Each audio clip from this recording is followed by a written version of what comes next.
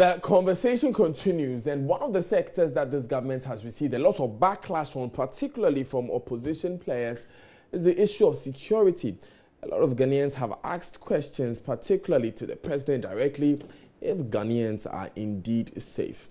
Now, this one will be bringing you a series of stories of armed robberies that have taken place in the past few days, and we'll be hearing what the police has been saying about this. Now, we begin in the central region. Now, on Monday, at 2 a.m., what began as a regular commute from Takoradi to Accra turned into a near-death experience for journalist Joseph Appiah-Dolphine. Some 3 hours into his journey, Joseph had a loaded rifle pointed at him as armed robbers attacked his vehicle, along with some 6 others, including commercial vehicles, near Gomwa Potin in the central region.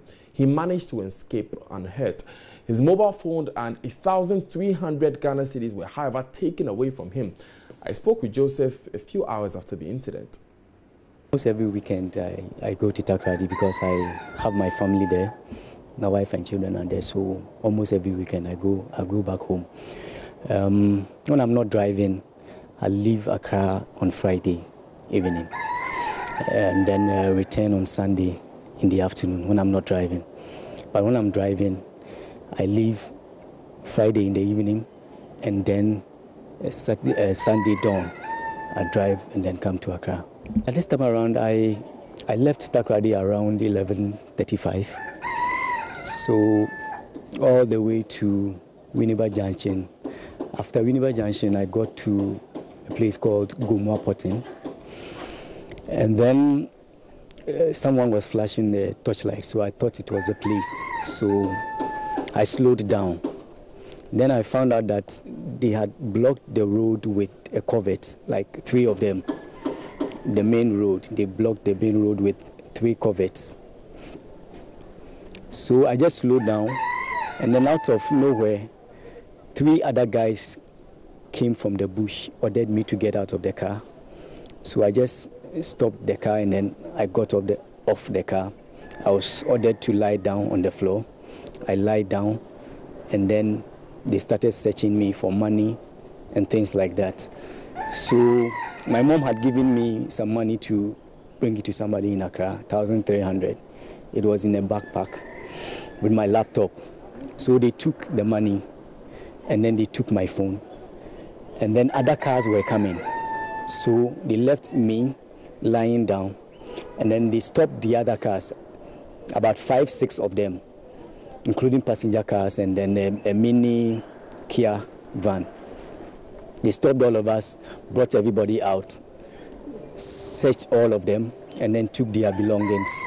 So we were just lying down, and then they were just stopping the cars. There was a U-turn bus that was stopped, but it sped off.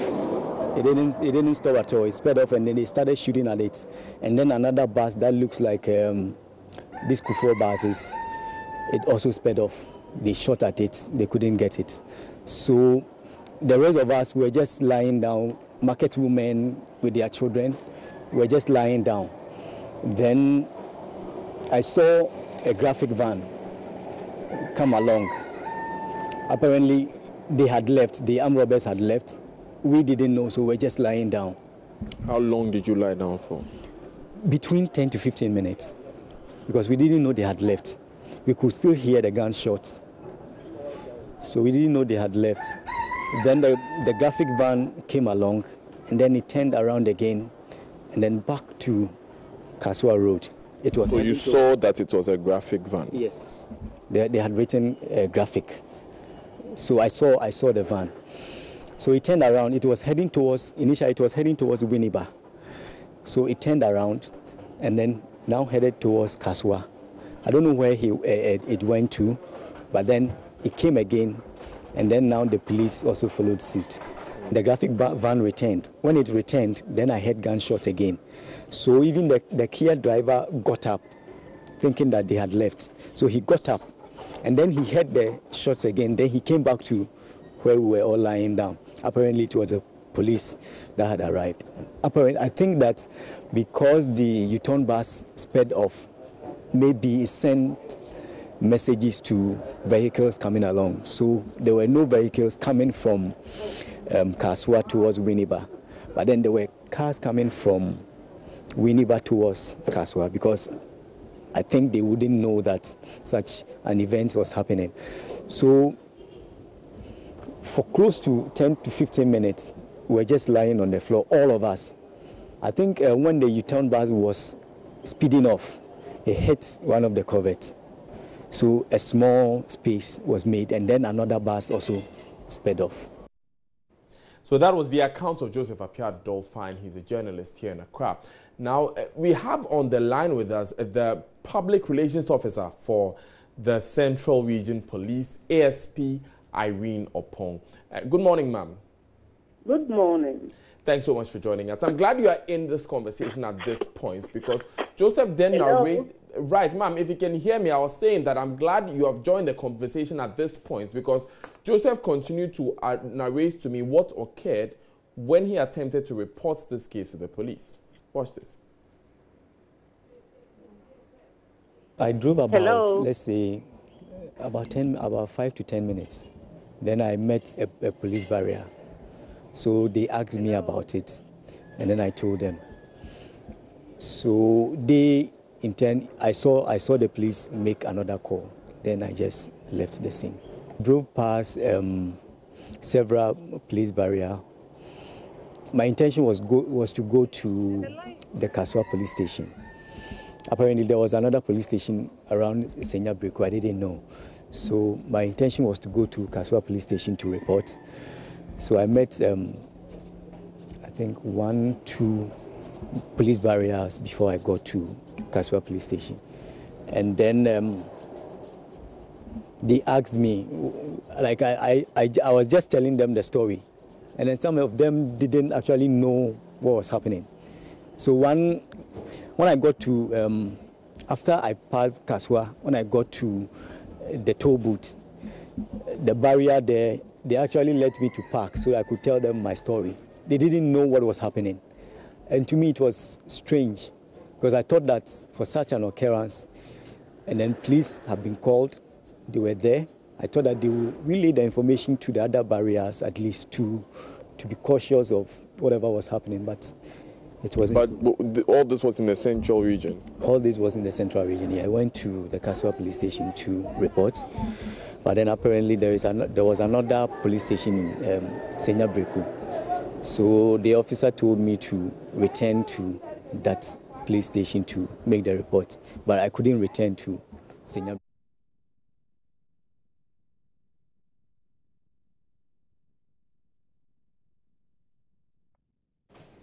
Right, so that was the account of Joseph Appiah Dolphine. We've been joined on the line, like I said earlier, by ASP Irene Opong. She speaks for the Central Region Police. Good morning, ma'am, again. Good morning. My host, please, I didn't hear anything. So if you can give me a narration. Right, we'll run you through what has gone on. What we are reporting on this morning, as we discussed earlier before you came on air, is about a robbery that occurred this morning at 2 a.m. around Gomwa Potting, where some highway robbers blocked the road. You have some information about what happened? We had a report around the same time, 2 a.m., that from policemen who were on road duty, that they observed that for about 10 to 20 minutes, there was no car coming from the opposite direction. So they became suspicious and just stopped, took a car and proceeded ahead to see what was happening. And lo and behold, when they went, they saw that the road has been blocked with some concrete. And also the robbers, at that particular time when they got to the scene, they saw that the robbers ran into the bush and they couldn't arrest anybody. However, one passenger or a driver got hurt. He was shot by the robbers. So he was taken to the Winneba Trauma Hospital, who is now on admission with receiving treatment. And how is he faring now? His condition is stable. And our police had that information, so we have proceeded to the hospital to gather information from that victim. What have your investigations gathered so far?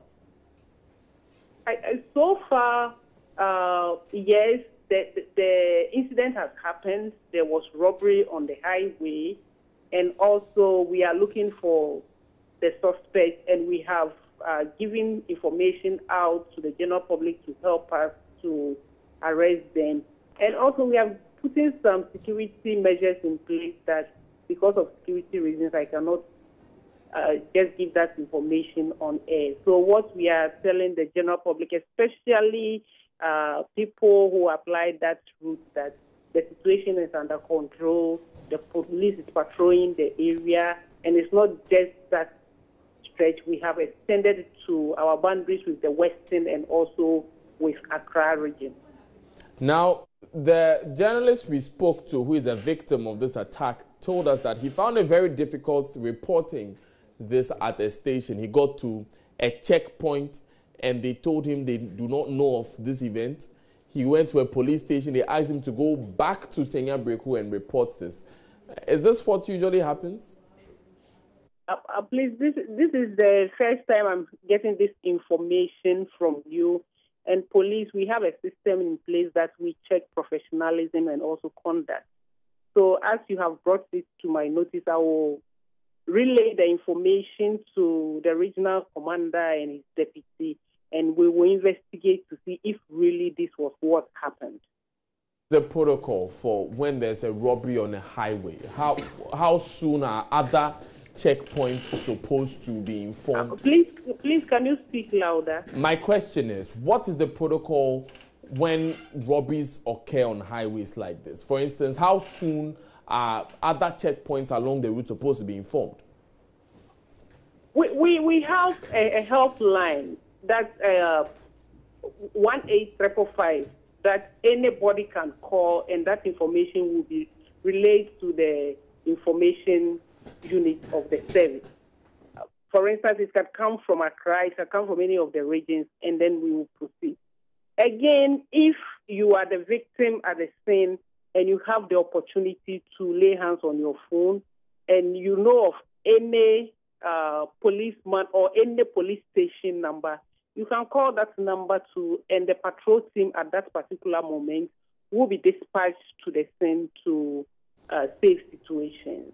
Ma'am, so, from what you tell us, about 20 minutes after this incident, the police themselves, the next available checkpoint, were able to go and verify that there was a robbery in place. But a victim who was traveling away from the scene goes to another checkpoint. They had no idea what was going on.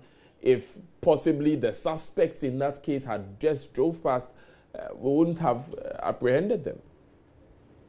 My host, if I understood your question, then it means that the first responders of policemen who went there didn't relay the information to the nearest police station. Is that what you are saying? Is that the victim goes to another checkpoint and they did not know. I don't know what happened between the first and the second checkpoints, but the victim traveled 2 checkpoints. The first checkpoint was aware, the second checkpoint was not aware. What I'm asking is this usual practice? The issue or the procedure is that if there is a situation and any policeman who gets to the scene thinks that the situation is out of hand and there is the need for more men, he calls for more men. If he can put that situation under control, he does exactly that. And with this particular issue, the information came to our communication unit and it was relayed. That was why men moved in to also put the situation under. It wasn't only the first checkpoint who went to the scene, but then we had other supports from Portain and the Winneba patrol team who went there. Even though Portain is under the Kaswa division, when it comes to combating of crime, Winneba, which is Swedro division, can also go in and help. So this is what happened. So Portain is under the Kaswa division? Portain is under Kaswa division. That's quite interesting because apart from the fact that there was a checkpoint that was not aware of this crime, the victim we spoke to went to a police station and they told him to go back to Senya Breku. He went to a police station in Kaswa. They told him to go back to Senyabreku and report the incident there. That is what I'm saying, that the account that I had from our men is contrary to what you are telling me now. So I will forward this information to the regional commander and his deputy. And as a regimental institution, we have a system in place that we measure professionalism and conduct. And therefore, we will investigate to see if what you are saying is what actually happened. Respectfully, ASP, the account I'm telling you is not an account that policemen have told me. I don't know the information you have received from your officers. Okay, then but this is an account, ma'am, respectfully, ma'am, allow me to finish the question. Let us get the allow me to finish the question, ma'am. I'd appreciate if I could have the sound, yes. What I want to know is that a victim told me that he reported to a police station and he was told to go to another police station miles away from where he was and report the incident there. I want to know if this is what is allowed for police to do. That is my question. And I'm also saying that incidents like this, the nearest police station is where you are supposed to report to. And you are given a further information that the narration from the victim also points to the fact that he went to the nearest police station and he was further directed that he should go to another police station that is within the jurisdiction of where the incident has happened. And I'm saying that we have systems in place to measure professionalism and conduct. In your view, were these people professional, in your view? From your years of experience as a police officer, do you think these officers acted professionally?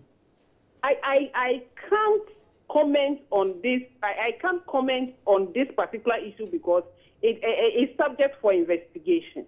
Right. Thank you. I cannot admit that this is what happened. It is word against what we have. So that's why I'm saying that the regional commander, the deputy. But have you been briefed about this incident? They have a system in place that they can investigate and give you information as to what really happened.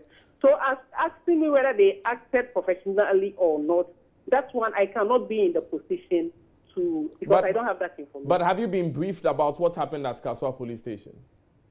That was what I gave you from our initial. Right. Thank you.